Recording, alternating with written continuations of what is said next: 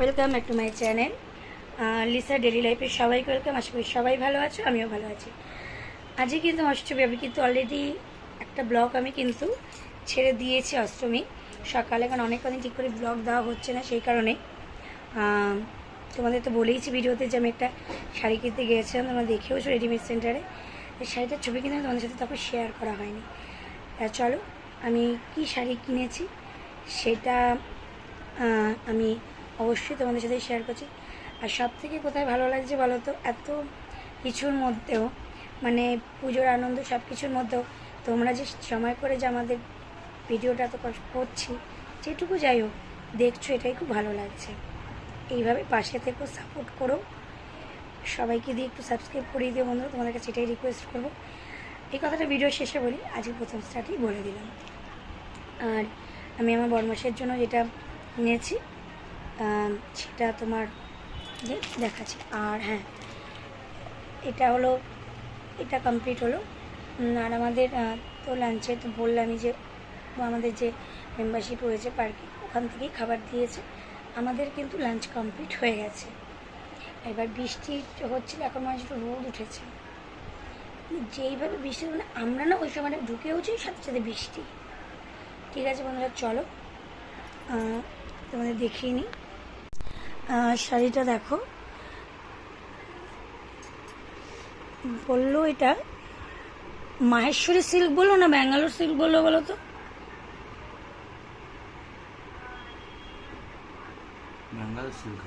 ব্যাঙ্গালোর না, এই যেটা ব্যাঙ্গালোর সিল্ক। এটা তোমাদের কি বলি, এটা আঁচলের পোর্শন এটা। আর অল ওভার বডি এটা রয়েছে, এটা এইভাবেই রয়েছে। ব্যাঙ্গালোর সিল্ক বললো।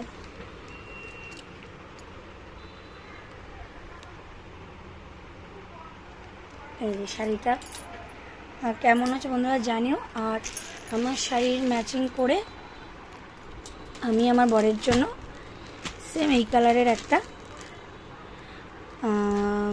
পাঞ্জাবি কিনেছি। কেমন হয়েছে বন্ধুরা জানিও। যদি ভালো লাগে তো তাহলে চলে যাও আমাদের সোদপুর রেডিমেড সেন্টারে। এইখানে আমি তোমাদের সাথে একটু মজার গল্প করে নিই। আসছি কিছু মজার গল্প শেয়ার করতে। গল্পটা হলো রেডিমেড সেন্টারে যখন গেলাম, শ্রীনিকেতন আজকে বন্ধ ছিল, তো রেডিমেড সেন্টারে গেছি। তা প্রত্যেকটা জায়গাতেই তো দেখবে সবারই কিন্তু একটা আমাদের বলে না, সবারই কিন্তু এই যে একটা ইনসেন্টিভ হোক বা কমিশন হোক কিছু থাকে। যাই হোক, তা ওখানে আমি যাওয়ার সাথে সাথে একটা দাদা উনি ওনার কাছে এসে পাঠালো যে হ্যাঁ এইখানে। আমি গিয়েছিলাম ঝিমিচু শাড়িটা কিনতে। এবার গেছিলাম, যাওয়ার পরে ওনাকে আমি বলছি কিছুতেই উনি আমাকে আর শাড়ি দেখাতেই পারছে না। আমি বললাম যে ঝিমিচুটা না দেখি আমাকে ট্র্যাডিশনের মধ্যে শাড়ি দেখা। যেমন উনি আমাকে এই দেখাচ্ছে ওই দেখাচ্ছে, তাহলে ট্র্যাডিশনের মধ্যে। আর আমি বললাম যে ওই যে কী বলে পিওর সিল্ক, ওই ধরনের লাইভের বা মাহেশ্বরী সিল্ক বা ব্যাঙ্গালোর সিল্ক, আমি এইগুলোর কথা বলছিলাম। তারপরে উনি আর কিছু উনি আমাকে কাতান দেখাচ্ছে, এই দেখাচ্ছে। তারপরে আমি তখন আরেকজন পাশে যে ছিল তাকে আমি বললাম, সে বললো হয়তো আরেকজন হাত বসে আমারতে দেখুন। উনি আমাকে বলছে কেন আমি দেখাচ্ছি, তোর কি কোনো অসুবিধা হচ্ছে? দুজনের মধ্যে একটু কথা কাটাকাটি হয়ে গেছে। তারপরে তখন বলার পর আমি বললাম দাদা, আমি তো আপনাকে বললাম অ্যাজ পার কাস্টমার হিসেবে, আমি তো বলছি আপনি আমাকে দেখান। আমি ওনার সাথে চাইছি আপনি দেখান আমাকে, আমি তো বলছি। আর তুমি বিশ্বাস করবে না, আমি পরপর দিয়ে 2-3টে শাড়ি বের করে দিল।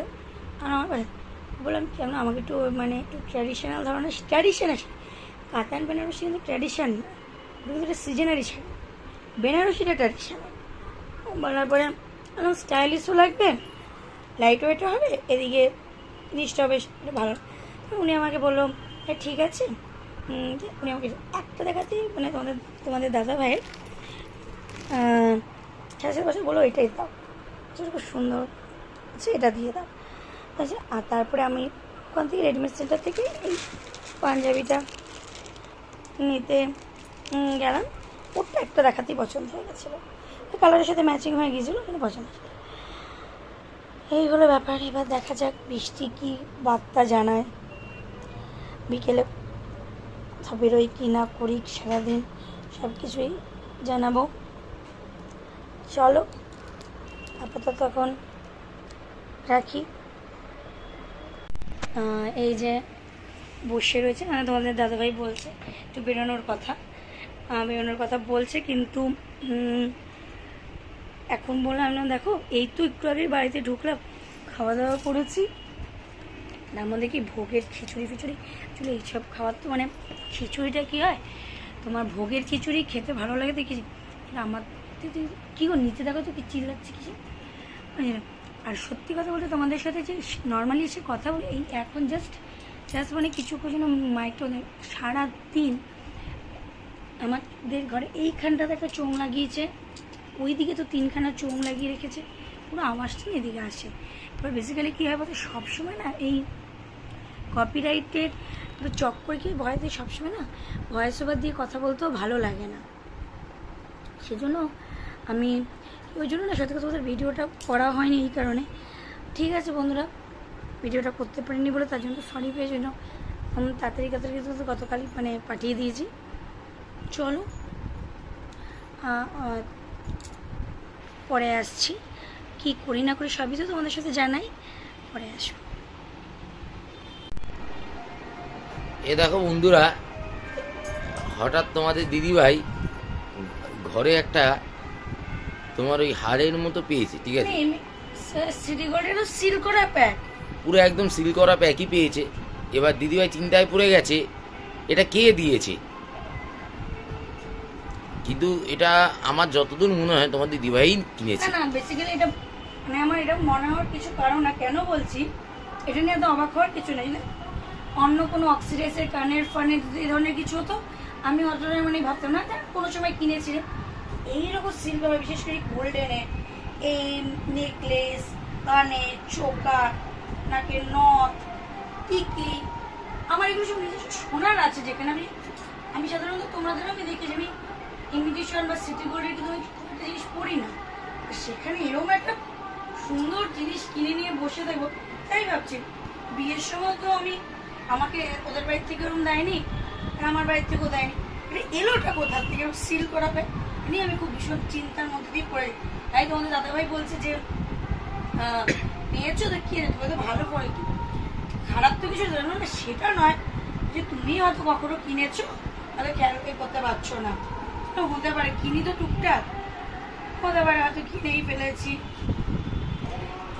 ঠিক আছে না, তোমাদের দাদাভাই কিছু বলবে শোনো। না বন্ধুরা, এখন আর কিছু বলার নেই, ঠিক আছে। তো আজকে তো মহাষ্টমীর ভোগ ছিল আমাদের, তোমার পার্ক থেকে দিয়েছিল আমাদের। দেখো আমরা অ্যাকচুয়ালি যেখানে থাকি না, ঠিক আছে, দাঁড়াও আমি সামনে এসে বলছি। হ্যাঁ বন্ধুরা, আজকে সত্যি কথা বলতে আর কোথাও বেরোনো হয়নি, মানে বেরোয়নি, আর তার জন্য ঘরেই ছিলাম, ঘরেই থাকতে ছিলাম বলতে আর ভালো লাগলো না, মানে আমার এই যে দাঁতের এখানে একটা কী দাঁত বলে যেন, আক্কেল দাঁত না, আক্কেল দাঁত তো হচ্ছিলো এর আগে, মানে তোমরা আমার ব্লগে দেখেছিলে কথা বলতে আমার ভীষণ ব্যথা করতো, সেই দাঁতটা তখন আর চিড়ে দেওয়া তো হয়নি, ব্যথা লাগবে আবার সেই দাঁতটা, আবার সেই যন্ত্রণা মানে কথা বলা যায়, দেখো মানে দিকটা একটু ফোলাও লাগছে, ওই জায়গাটা দিয়ে দেখো ফোলা লাগছে, মানে ব্যথার থেকে কান ফান ঘাড় ফাট দিয়ে ব্যথাটা নামছে, ওই জন্য ঘুমাতে তো পারিনি কালকে রাতেরবেলায়, সে কারণে ওই যে আজকে আমাদের দাদাভাই বললো কি যে যাবো তো ওই 6টা সাড়ে 6টায়, তুমি একটু রেস্ট নিয়ে নাও, তারপরে উঠে যে যাবে, আমাদের ঠিক আছে, সবই তো ঘরের কাজকর্ম করাই আছে, আর খাওয়া দাওয়া আমি জানতাম যে খাওয়া দাওয়া তো সকাল দুপুর খাওয়া দিয়েছে, আর রাতেরবেলায় তো বেরোলো টুকটাক, বাড়িতে এসে দরকার হলে আর একটু ভাত করে নেবো, ফ্রিজে সেদিনকে পোলাও এনেছিলাম, পোলাও রয়েছিল, তা ওগুলি খেয়ে নেবো, তো ওগুলো তো শেষ করতেই হবে। আমি না চট করে ঘুমিয়েই পড়েছি, এবার যখন আমি উঠেছি তখন বাজে মানে 9:30 মতন মনে হয় বাজে। আর তখন সত্যি কথা দেখো বেরোনোই যায়, যারা বেরোবে।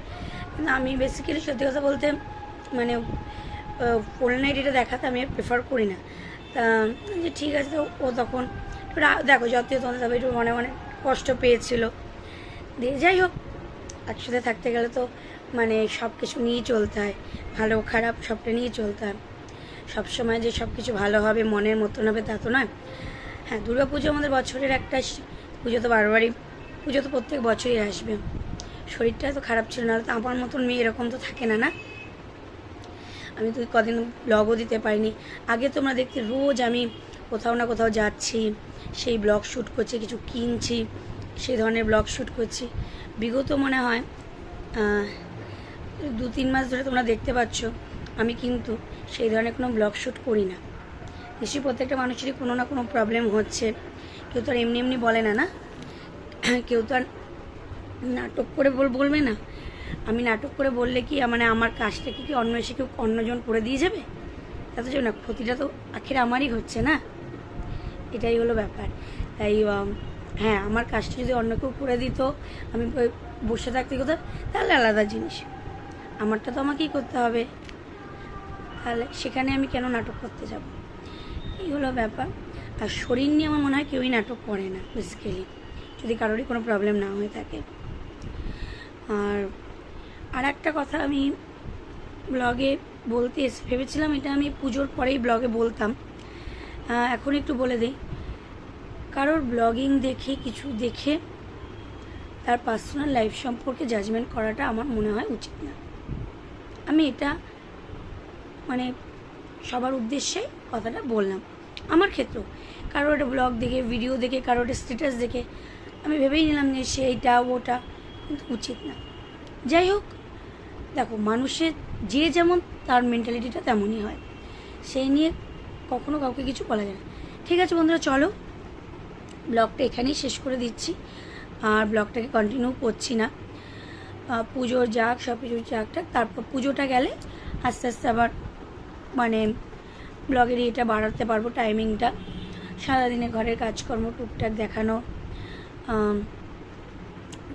করে নেব। ঠিক আছে, চলো বন্ধুরা, আজকের মতো ভিডিওটা এখানেই শেষ করে দিচ্ছি। দেখা হচ্ছে নতুন ব্লগে। ভালো থেকো, সুস্থ থেকো, এটাই বলবো। আর হ্যাঁ, এখন অবধি যারা আমার চ্যানেলটি সাবস্ক্রাইব করোনি, তারা অতি অবশ্যই চ্যানেলটি সাবস্ক্রাইব করে পাশে থাকা বেল বাটনটি প্রেস করে দেবে, যাতে আমার ভিডিও নোটিফিকেশন তোমাদের কাছে খুব তাড়াতাড়ি পৌঁছে যায়। দেখা হচ্ছে নতুন ব্লগে। Good night, sweet dreams, tata.